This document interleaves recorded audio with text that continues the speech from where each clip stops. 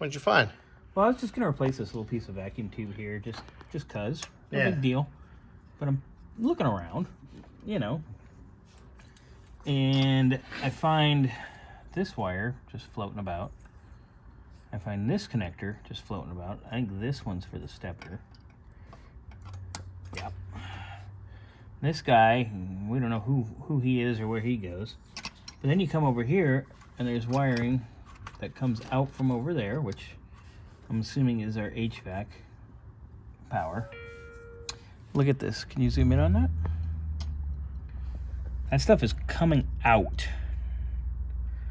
So, Kyle, we might want to delve into that. That might be part of the reason why the AC works when it feels like it, other than the switch being wonky. But look at this. This is this wire. Holy cow. And it goes over there into the land of HVAC, which I see something that looks like it's twisted together over there too. I'm gonna probably go over there and take a gander real quick, just because. But everybody saw what we greased everything. Mm-hmm. So it's back on the ground for now. We're waiting for the new wheels to show up.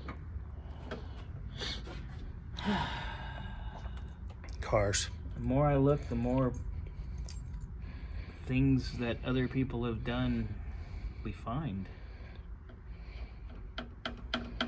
Like Scotty said earlier, you don't know what you're doing, just don't do it.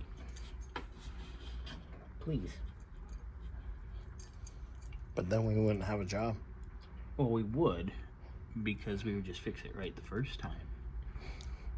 And it would actually save people money, because we wouldn't be undoing the work of stupid people. All right. Well, I'll let you get to it.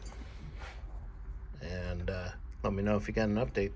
I mean, everything here vacuum-wise looks good. I mean, all this charcoal canister stuff is here, but it's fine. It doesn't really matter because there's no more kitty on this car, and the EGR is disconnected. So I'm just going to replace this little piece right here, and we're good. Yeah. All right. Later.